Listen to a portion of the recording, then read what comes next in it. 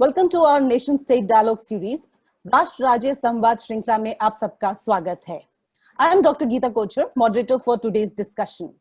The series is a multidimensional dialogue to engage various scholars, diplomats, practitioners, strategists, army personnel, writers, academicians, and people across the globe to initiate a discussion over various issues concerning nation-state paradigm, approaches like politics, economics, diplomacy, international relations, language, and culture, and in many other topics.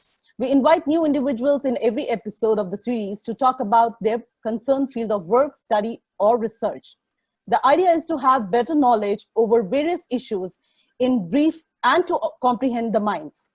It is a knowledge-enhancing and engaging platform whereby our young minds will learn to look through the lens of others in a more pragmatic and rational way. Today in our series, we have with us Major General BK Sharma. Major General BK Sharma was commissioned in the SIKHLIGHT Infantry Regiment in 1976 and superannuated in 2012. He is the director of United Services Institution of India, India's oldest think tank established by the British in 1870. He was conferred 3 military awards by the President of India for rendering exceptional distinguished national service and for displaying courage. Besides, he was conferred National Award for Nation Building by the Confederation of Educational Excellence of India in 2017. He has tenanted prestigious assignments in India, including command of a mountain division on China border and senior faculty member at the National Defense College. He has represented his country at the UN as military observer in Central America and has been India's defense attaché in Central Asia. He specializes in strategic net assessment methodology, scenario building, and strategic gaming. He has visited over 35 countries as member of international delegations and educational tours. He has participated in 29 international conferences abroad and several such conferences in India. He has edited about 8 books, contributed more than 60 seminal papers in the Indian and foreign journals and newspapers, and presented 30 research papers at international conferences. He edits prestigious USI Strategic Year Book. He has lectured at the prestigious military establishment, policy think tanks and universities, literature festivals in India and abroad, and he regularly participates in Track 2 level dialogues. It is a great pleasure to have him with us to discuss on evolving geopolitics for India post-abrogation of Article 370 in Kashmir. Welcome, Major General, to our program. To begin with, let me first question you about the US-China dynamics. The US and China are in trade war for quite some time. Due to COVID-19, the issues between them have gone worse. There is greater possibility of Cold War II happening. So how do you see it and the situation in post-Cold War II scenario? Thank you, Dr. Kochar, for giving me this opportunity to engage with you and your viewers. In fact, I'm really privileged to be on this show. And coming straight to your question, I would say that yes, we are already into a new Cold War, which is characteristically different from the Cold War of Soviet and US confrontation. Firstly, let me dwell briefly into the first Cold War. And one reason for US to engage with China in the early 70s was to look at China as a balancer against the Soviet Union, right? And that point in time, they wanted to tilt the balance of power, and the fragmentation of Soviet Union took place. Then there was an assumption in the US policy makers that with the passage of time, we will be able to cultivate China and make it as an international stakeholder, right? Without understanding China's civilizational DNA and its past strategic behavior, right? That it has been a great power in history till about the 18th century. And it had that yearning to probably rejuvenate old China. So with the passage of time, as China grew, the balance of power started tilting, and China benefited itself immensely from the international system. and the liberal US policies, be it trade, technology, and many other dimensions. And with the passage of time, it emerged as a credible competitor to the power of United States of America. So then about 2015 or so, during the Obama era, when US realized they actually had a major policy shift and what they call is pivot to Asia. Now, one of the tenets of pivot to Asia was actually balance China in the Indo-Pacific region. And this policy got more traction with Trump coming to power. And when he enunciated a slew of documents like National Security Strategy 2017, subsequently the Defense Strategy, then they came with the Nuclear Posture Review.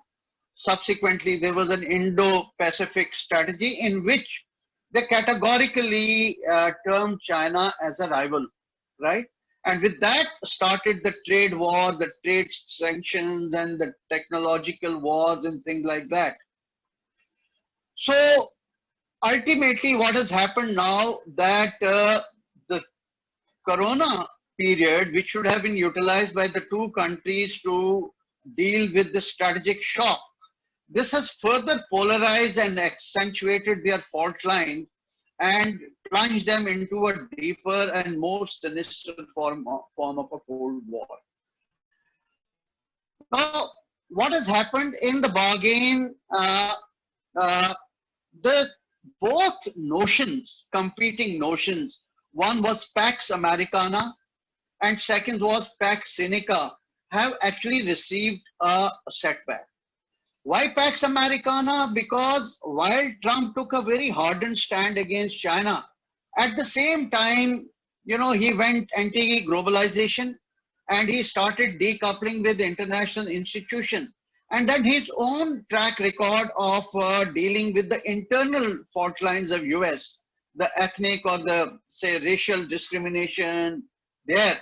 And subsequently, his ability to cope up with coronavirus has given a major setback to credibility of United States of America. Also, under his era, the Euro-Atlantic alliance came under a lot of strain, you know, like NATO and whatever policy formulations they had. On the other hand, China tried to sort of seize this window of opportunity, and it pushed its belligerence coupled with its what you call is the wolf warrior diplomacy. But that also received a major setback from rest of the world, right? So as a result, these two major powers today have taken an antagonistic or a confrontationist course, and that is plunging the world into what you call is a VUCA world, which is characterized by volatility, uncertainty, ambiguity, and complexity, you know. So we are into a new kind of a world, and many people are talking about that because of the flashpoints and their confrontations, be it Hong Kong Security Act, Taiwan, many other issues like South China Sea and all. So we are actually getting into a Thucydides trap. That means whenever there is a sort of a balance of power, a rising power and a relatively shrinking power, a kind of a clash is inevitable. So many people are talking about this new Cold War as if the stage is set for a Thucydides trap. But my point of view is that this Cold War is not a replica of the Cold War. Because if you look at Soviet economy was not intertwined with global economy, and there were typical military blocs like Warsaw and NATO. Here, China is very much embedded into the international global system. They have major stakes, and the economies of Europe, US and China are deeply intertwined. The supply chains are deeply intertwined. So my point of view is that at this juncture, I don't think that we'll have a classic Cold War of the era that we had witnessed during the 80s. But what is important here is that in the whole balance of power, there is one alignment which is actually solidifying or gaining traction, and that is China Russia strategic alignment, which is now getting expanded to Turkey, Iran, and to an extent Pakistan being part of it. On the other hand, a much diffuse and amorphous concept like Quad is also gaining traction. It has gained traction because of China's belligerent behavior. We are also talking about D10, expanded G7, and such like formulations have come to the fore. But today, there are a number of uncertainties. We don't know how this whole thing is going to pan out because of the intersection of interest of Asia vis-a-vis Euro-Atlantic alliance. And what I see that there is going to be a prolonged period of strategic uncertainty where these major powers will start jostling for strategic influence, and the middle level powers and the smaller nations will keep aligning and realigning their interests till we have reached a phase of a notional balance of power where the sides start accommodating each other's interests. So I do not see a typical kind of an all-out war, but the gray zone kind of conflict which will gain traction and will come to the fore. And this will pose a challenge for a country like India, how to navigate in the choppy waters, because we are so enamored to our so-called strategic autonomy. And it has presented India with some very, very hard choices. And it requires a very deft diplomacy and astute statesmanship how to navigate these choppy waters. Thank you. Very interesting. I mean, you rightly pointed out that the Americans were supportive of China, and China gained a lot from globalization, which is where it is standing now. And now the Americans are really retreating back from this globalization thing. And rightly stated that India is going to really make a lot of choices. But I think most of the scenario has also changed because what has happened in India, say, for example, the Article 370.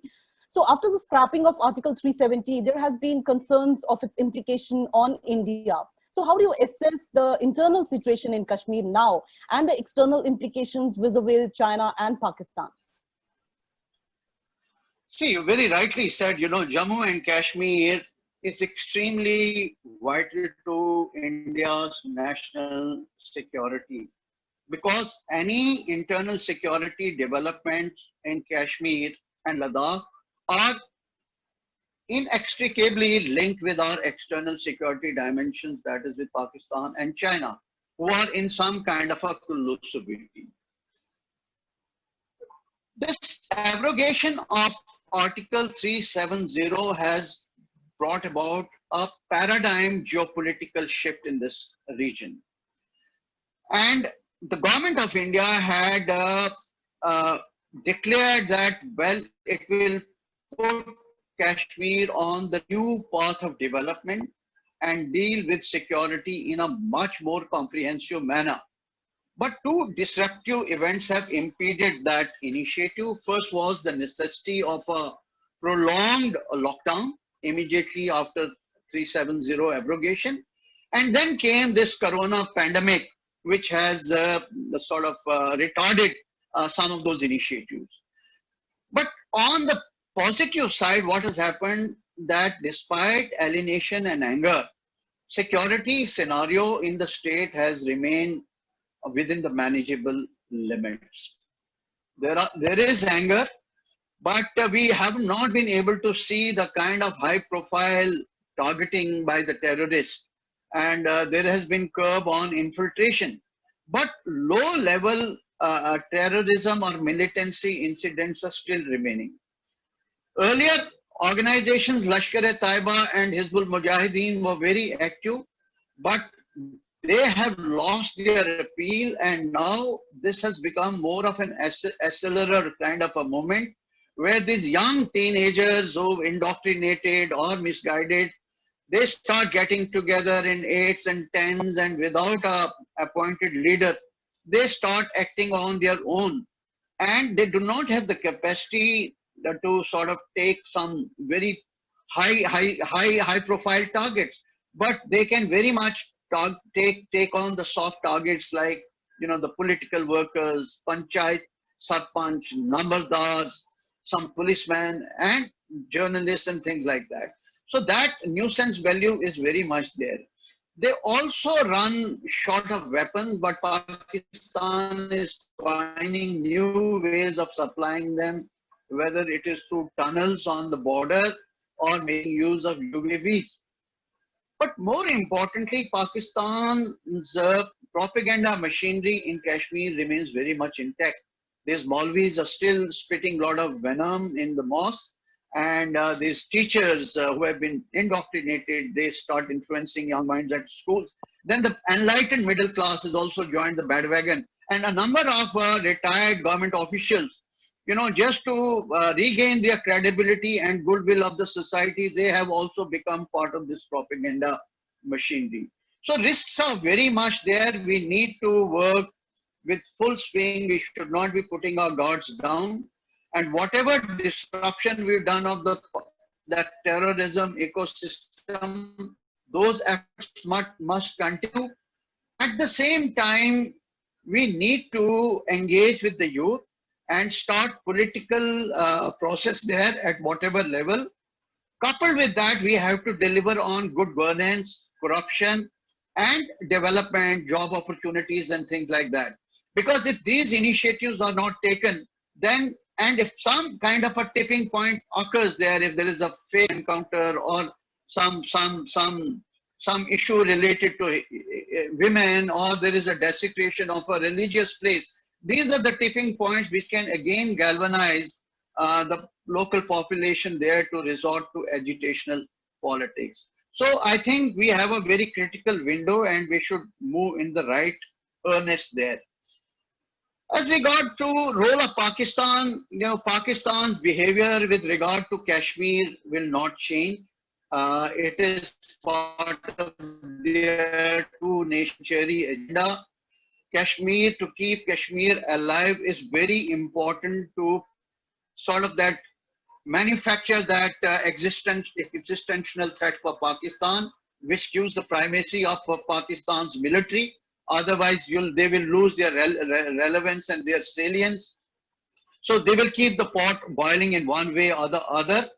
What they are doing is now, besides trying to make out that this is an indigenous movement, they've also coined a new kind of organization like the Resistance Front on the lines of Palestine.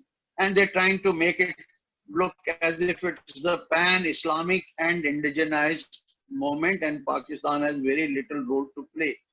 But diplomatically, they've started, you know, engaging with new players like Turkey, Malaysia, and also start a multi-domain kind of a terrorism, wherein besides the kinetic means, they've also gone into non-kinetic means like running number of these websites, blog sites, social media platform to indoctrinate people and spit a lot of hatred and venom. So in the cognitive domain, this terrorism and militancy is very much alive, and that needs to be addressed in a very big way.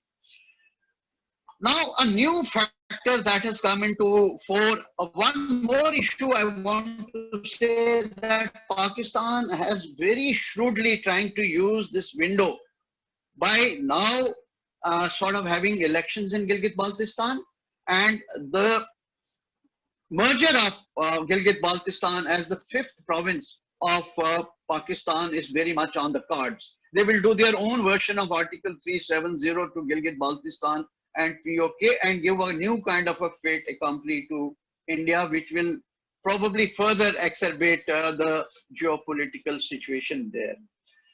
China has emerged as a de facto third party in Kashmir because of the CPAC and the interest they have in Gilgit-Baltistan. And it's keeping with the host of other factors which have been discussed time and again. China has taken this ultra, I would say, belligerent posture on line of actual control to reclaim the 1960 claim line. And they have adopted this posture. But in this posture, there is an element of signaling about Gilgit-Baltistan and Pakistan, so that, you know, India doesn't take an extra adventurous option towards Gilgit-Baltistan, because if that happens, that will actually scuttle their CPAC. So we are into a very serious kind of a situation where internal security is still not fully under control. And now we have China knocking at our doors, and the collusivity with Pakistan is very much on the cards.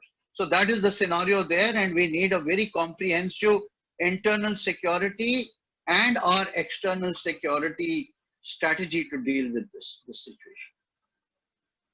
Yeah, very rightly pointed out. I think terrorism is one of the factors India has been dealing for decades now.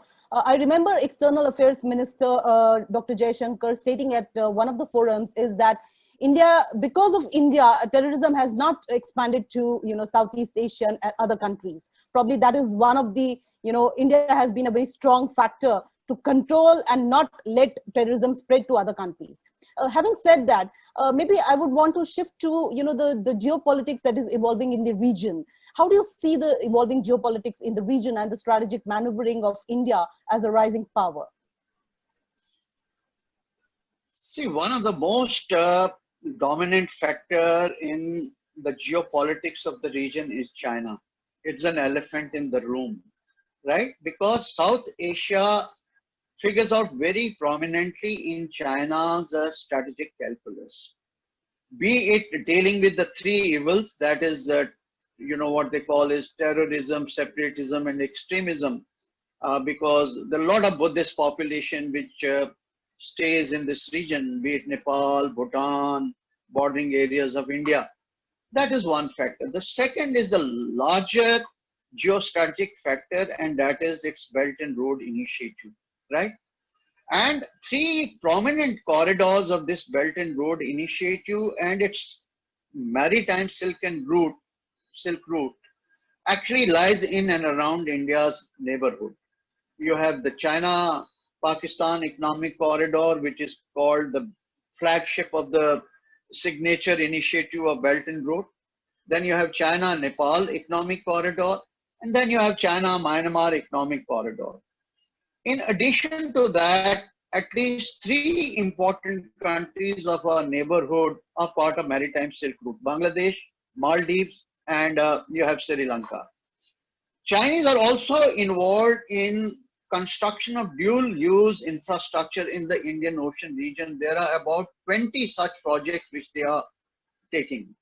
They've also, besides their bases in Djibouti and now Gwadar, which is a de facto a Chinese maritime outpost, they're also hobnobbing with Cambodia today.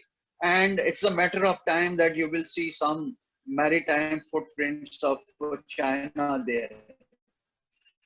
They're setting the entire strategic space in South Asia and Indian Ocean. And if these initiatives succeed, these will alter the geopolitical and geostrategic landscape of our region at the cost of India, because our strategic space will shrink and our strategic influence will get dented in this region. So it is very important that we have to deal with this, and particularly look at the developments in Nepal. That do we want Nepal to emerge another Pakistan, or look at the developments that are taking place in Bangladesh today? 22 billion kind of investment in the critical infrastructure in all major areas, and China is the larger exporter of arms to most of our South Asian countries. So this is a very big challenge for India, because if India really wants to be a leader, a leading power in the world and a power to reckon with, then it must be a preeminent power first in South Asia and in the Indian Ocean region. Unless we are able to reclaim our strategic influence in this region, we cannot be a major power elsewhere in the Indo-Pacific or in rest of the world. So therefore, I think there has been some degree of complacency because of our system in the past, that whatever projects we had unleashed or we had promised, the lines of credit and many other things that we had done, because of some bureaucratic delays, these were not progressing very well. So I think we need to sit back and see that whatever pledges we make, these are taken to their logical conclusion. we ought to be a net security provider in our immediate neighborhood and also an anchor of regional economic integration. And to that extent, I would say we need to re-energize our neighborhood first policy, give an impetus to our Act East policy, projects like Sagar, security and growth for all in the region, Sagar Mala, that is creating a network of ports in the Indian Ocean littoral, Indian Ocean region initiatives such as IORA, that is Indian Ocean Rim Association, and IONS, that is Indian Ocean Naval Symposium, need to be expanded and given little more more attention needs to be paid to that. We need to probably have a de novo look at our relations with Iran, which is our gateway not only to Afghanistan but Central Asia, and also an alternate source of energy. As also resort to external balancing while we take our own initiatives to reclaim our strategic space. We need to take more role in the new propositions like Quad, D10, and expanded G7. For that, we need to develop leverages so that we become sort of an important vector in those kind of initiatives. So for that, we need a very deft foreign policy, and we need to build capacities to be a credible player in this whole gamut. Then only and only we will be able to balance China in the region. Yeah, very interesting. I mean, most of the region issues without China, we really can't talk about, as you rightly said, is the elephant in the room. But if I say the relations between India and China, especially because what has happened on the Ladakh and the post-Galwan thing, I think there are, talks about the long haul and all of that. And so my last question to you is also related to the India-China relations. I mean, how do you see the future of India-China relations in the post-Galwan? See, this is the most formidable challenge that today we have. And what is China's perception about India is very important. They think that India is a subordinate power in the region, in China-centric Asia. As long as India is ready to live under the tutelage of China, they will have no problems with us, right? Second issue is that they really get disturbed if we cozy up to United States of America, and in the recent past, with the signing of these agreements like Limova, COMCASA, and probably BK is now in the pipeline, they got unnerved that probably we become part of the grand encirclement design which is being viewed by United States of America. And therefore, it is high time that India is shown its place. And that was, among other things, one reason for China to do what they did at the line of actual control. Without getting to the evolution of this present state of affairs, if we look at Pakistan, China and India relations of the state at the line of actual control, it can be bookmarked by two things. First, China wants to impose a fait accompli on us, that 1960 line is sacrosanct, uske baad baat karo. Whereas India has taken a very strident position of restoring status quo ante. Now, it is within this framework we have to see how do we deal with China. And there is no denying the fact that militarily we cannot be sort of weak. We have to have a strong military posture and keep impressing upon Chinese to withdraw, that will not get bowed down. Second thing is that whatever initiatives or whatever punitive measures we have taken in the technological domain or economic domain, those must stay. But more important here is how early can India re-emerge from this corona period and give boost to its economy, right? Because if your economy is not good, then you will not have the money for defense spending, which is very much needed, at least for next one decade or so. so that we are able to bridge this power asymmetry between Chinese and us. But we have to be prepared for a long haul with China. There is a bipartisan view in India today that no matter what we do, China is going to be our rival. And in the best case scenario, it will be a combative competitor. And the nexus between them and Pakistanis is going to solidify further. And with that assumption, we have to move. Therefore, we have to impress upon China and work towards a new modus vivendi. Now, what is that modus vivendi? That China will have to be told in uncertain terms to respect and heed India's core interests and our sensitivities, because it has hardly respected our sensitivities vis-a-vis terrorism and what Pakistan has been doing. You know, Mangapuram happened, and within months, you know, they went for on three occasions, they sided with Pakistan in the United Nations Security Council and in the General Assembly. That's no good relations, right? And they betrayed us on all the agreements that have been signed since 1903 till 2013.